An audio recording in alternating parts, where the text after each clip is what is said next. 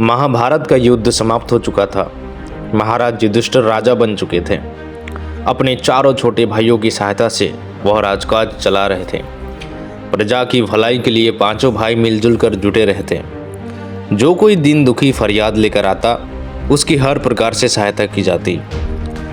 फिर एक दिन युधिष्ठिर राजभवन में बैठे एक मंत्री से बातचीत कर रहे थे। उनका किसी समस्या पर गहन विचार चल रहा था। तभी एक ब्राह्मण वहां पहुंचा। कुछ दुष्टों ने उस ब्राह्मण को सताया था। उन्होंने ब्राह्मण की गाय उससे छीन ली थी। वह ब्राह्मण महाराज युधिष्ठिर के पास फरियाद लेकर आया था।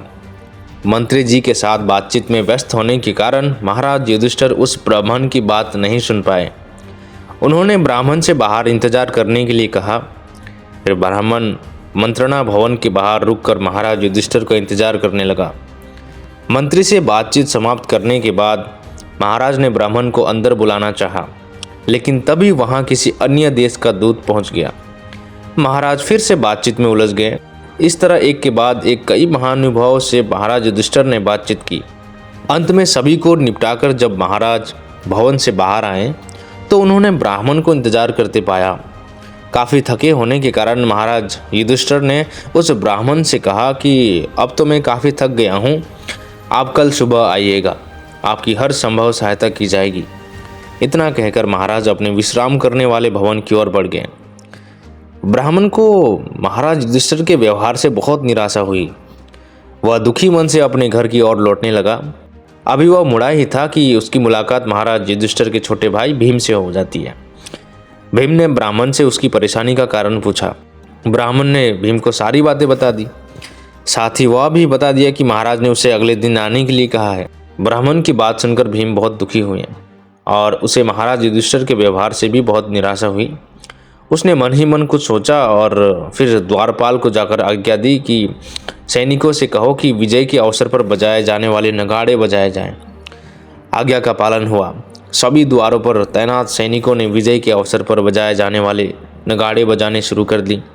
फिर महाराज युधिष्ठिर ने भी नगाड़ों की आवाज़ सुनी। उन्हें बड़ी हैरानी हुई। नगाड़े क्यों बजाए जा रहे हैं, यह जानने के लिए वह अपने विश्राम कक्ष से बाहर आए। कक्ष से बाहर निकलते ही उनका सामना भीम से हो गया। उन्होंने भीम से पूछा कि विजय के अवसर पर बजाए जाने वाले नगाड़े क्यों बजाए जा रहे हैं? हमारी सेनाओं ने किसी शत्रु पर विजय प्राप्त की है क्या? फिर भीम ने नम्रता से उत्तर दिया कि महाराज, हमारी सेनाओं ने तो किसी शत्रु पर विजय प्राप्त नहीं की है। तो युधिष्ठिर ने कहा कि फिर ये नगाड़े क्यों बजाए जा रहे हैं? भीम ने उत्तर दिया, क्योंकि पता चला है कि महाराज युधिष्ठिर ने काल पर विजय प्राप्त कर ली है। भीम की बात सुनकर महाराज की हैरानी और बढ़ गई। उन्होंने फिर पूछा, मैंने काल पर विजय प्राप्त कर ली है, आखिर तुम कहना क्या चाहते हो? फिर भीम ने महाराज की आंखों में देखते हुए कहा कि महाराज, अभी कुछ देर पहले आपने एक ब्राह्मण से कहा था कि वह आपको कल मिले। इससे साफ जाहिर है कि आपको पता है आज आपकी मृत्यु नहीं हो सकती। आज काल आपका कुछ नहीं बिगाड़ सकता। यह सुनने के बाद मैंने सोचा कि अवश्य अपने काल पर विजय प्राप्त कर ली होंगी, नहीं तो आप उस ब्राह्मण को कल मिलने के लिए नहीं कहते। यह सोचकर मैंने विजय के अवसर पर बजाए जाने वाले नगाड़े बजाने की आज्ञा दी थी। भीम की बात सुनकर महाराज युधिष्ठिर की आंखें खुल गई।